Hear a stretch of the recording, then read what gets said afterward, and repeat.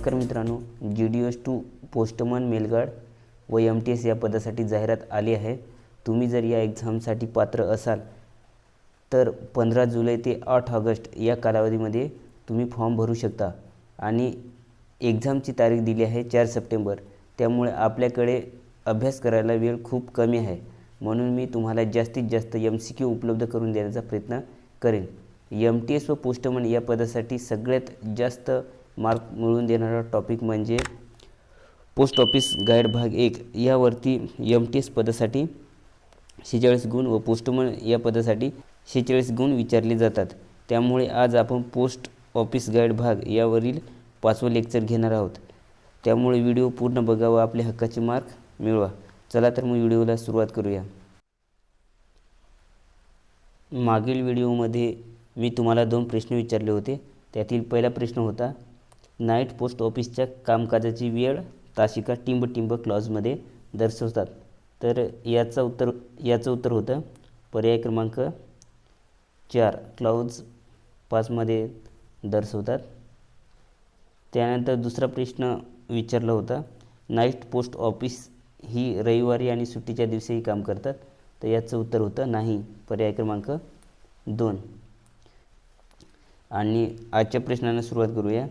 चालत्या व्हॅनचा वेगवेगळ्या ठिकाणी सेवा देणे संबंध टिंबशी आहे। तुम्हाला पर्याय दिलेले आहेत, floating post office, night post office आणि मोबाईल पोस्ट ऑफिस, आणि पर्याय क्रमांक 4 दिला आहे व्हॅन पोस्ट ऑफिस।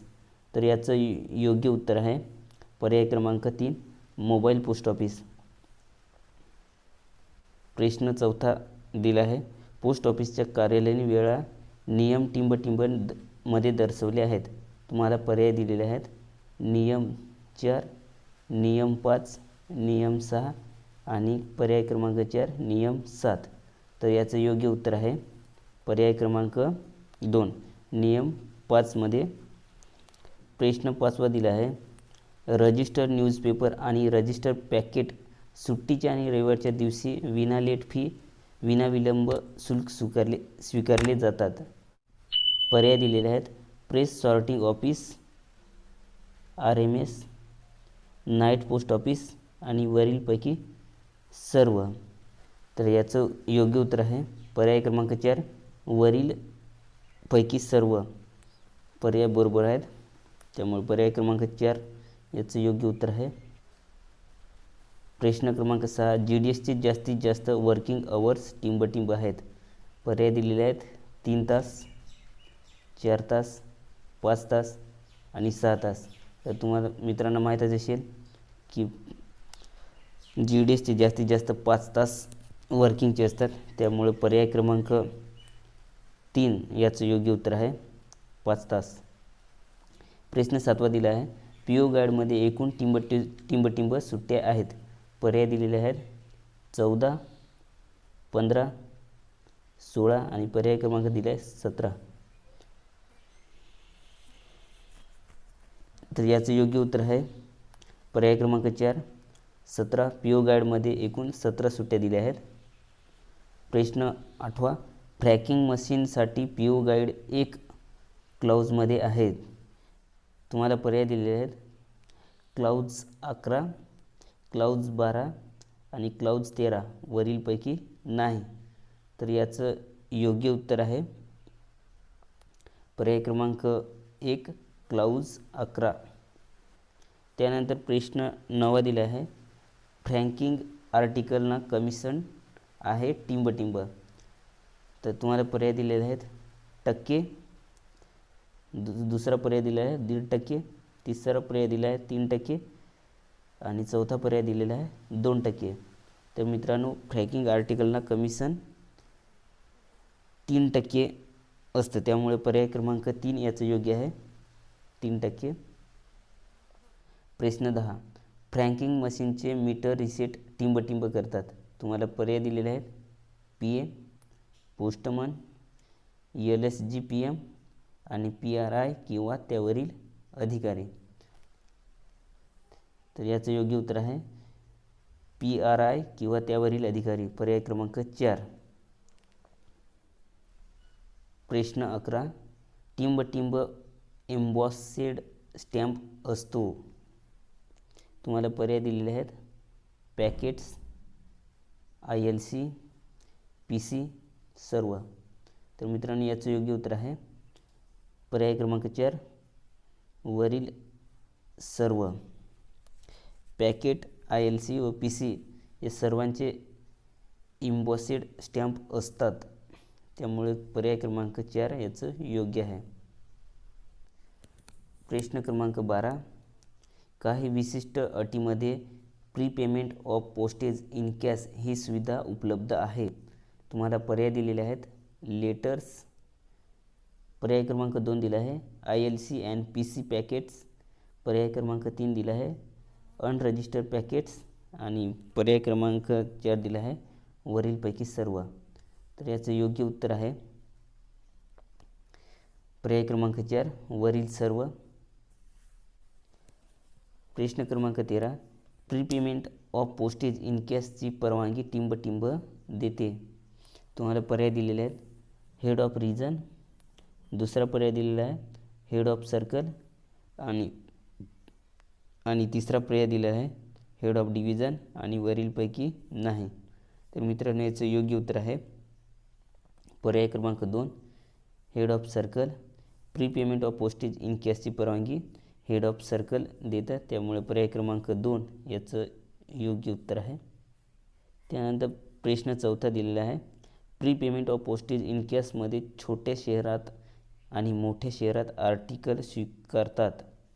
तुम्हाला पर्याय दिले आहेत 250 आणि 500.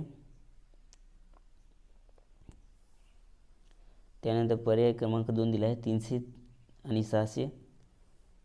तिसरा दिला आहे 200 आणि 400 आणि चौथा दिला आहे 250 आणि 600. तर मित्रांनो याचं योग्य उत्तर आहे पर्याय क्रमांक 1 250 आणि 500. इथे टायपिंग मिस्टेक झाली मित्रांनो, त्यामुळं समजून घ्या थोडं. प्रश्न क्रमांक 15 दिले आहे ऑफिशियल पोस्टल आर्टिकलमध्ये प्रीपेमेंट ऑफ पोस्टेज इन कॅशसाठी टिंब अनिवार्य आहे. तुम्हाला पर्याय दिलेले आहेत लेटर, पार्सल, पॅकेट आणि पोस्ट कार्ड. तर मित्रांनो याचं योग्य उत्तर आहे पार्सल. पार्सलसाठी अनिवार्य आहे. त्यानंतर प्रश्न क्रमांक 17 दिला आहे फ्रँकिंग मशीन संदर्भातील सर्व कागदपत्रे पूर्तता परवाना वगैरे जारी झाल्यावर मशीन टिंब रेडी किंवा तयार करतात. तर तुम्हाला पर्याय दिलेले आहेत 15 working days, 10 working days, 16 working days आणि 14 वर्किंग डेज. तर याचं योग्य उत्तर आहे पर्याय क्रमांक 1 15 वर्किंग डेज. 15 वर्किंग डेमध्ये मशीन तयार करतात. प्रश्न 18 दिलेला आहे रेंटरला दिलेल्या चावीला कोण जबाबदार असतो. पर्याय दिलेले आहेत पोस्ट ऑफिस, रेंटर, मेसेंजर आणि वरीलपैकी नाही. तर मित्रांनो याचं योग्य उत्तर आहे पर्याय क्रमांक 2 रेंटर. रेंटरला दिलेल्या चावीला रेंटर जबाबदार असतो. प्रश्न 19 दिला आहे when the renter of post box does not clear it for a week. तुम्हाला पर्याय दिलेले आहेत notice will be sent to him by ordinary post to clear the post box. दुसरा पर्याय दिला आहे notice will be send him by register post to clear the post box. आणि तिसरा पर्याय दिला आहे notice will be send to by ordinary post to clear the post box through postman. आणि चौथा पर्याय दिला आहे नो ॲक्शन इज रिक्वायर्ड. तर याचं योग्य उत्तर आहे पर्याय क्रमांक 2 notice will be send to him by register post to clear the post box. त्यानंतर प्रश्न क्रमांक 20 what meaning of the post box. तुम्हाला पर्याय दिलेले आहेत system of delivery of postal article in a bag to a renter in a locked condition. दुसरा पर्याय दिलेला आहे name of the bag in which postman carrier letters while delivery. आणि तिसरा पर्याय दिलेला आहे name of the bag in which canvas bags are put together. आणि चौथा पर्याय दिलेला आहे नॉन ऑफ द अबोव. तर मित्रांनो याचं योग्य उत्तर आहे पर्याय क्रमांक 1, system of delivery of postal article in a bag to the renter in a lock condition. त्यानंतर प्रश्न क्रमांक 21 आहे मेलच्या वितरणाची सुविधा पोस्ट बॉक्सद्वारे टिंबटिंब उपलब्ध आहे. पर्याय दिलेले आहेत सर्व पोस्ट ऑफिसना, सर्व डिलिव्हरी पोस्ट ऑफिसना, याचं ना वरीलपैकी नाही. तर याचं योग्य उत्तर आहे पर्याय क्रमांक 2, सर्व डिलिव्हरी पोस्ट ऑफिसना. त्यानंतर प्रश्न क्रमांक 22 दिलेला आहे रजिस्टर किंवा इन्शूर परदेशी स्त्रियांना देताना टिंबटिंब. पर्याय दिलेले आहेत साक्षीदार समोर सही घेऊन देणे. पर्याय दुसरा दिलेला आहे पोस्टमनच्या परिचयाचे व्यक्तीने सदर स्त्रीला साक्षीदार म्हणून सही करावी. आणि पर्याय दिलेला आहे 3, 1 आणि 2. आणि चौथा दिलेला आहे वरीलपैकी नाही. तर मित्रांनो याचं योग्य उत्तर आहे पर्याय क्रमांक 2, पोस्टमनच्या परिचयाच्या व्यक्तीने सदर स्त्रीला साक्षीदार म्हणून सही करावी. प्रश्न क्रमांक 23 अधीक्षकांनी नॉन डिलिव्हरी ऑफिसना खालील आर्टिकल वितरित करण्याचे अधिकार देतात. पर्याय दिलेले आहेत foreign article, over value insure article. आणि तिसरा पर्याय दिला आहे ओव्हर व्हॅल्यू VP आर्टिकल. आणि पर्याय दिला आहे 4 आणि 5. तर याचं योग्य उत्तर आहे पर्याय क्रमांक 4, 2 व 3 हे योग्य आहेत. अधीक्षकांनी नॉन डिलिव्हरी ऑफिसना ओव्हर व्हॅल्यू इन्शुर आर्टिकल आणि ओव्हर व्हॅल्यू VP आर्टिकलना वितरित करण्याचे अधिकार देतात. त्यामुळे पर्याय क्रमांक 4 याचं योग्य उत्तर आहे.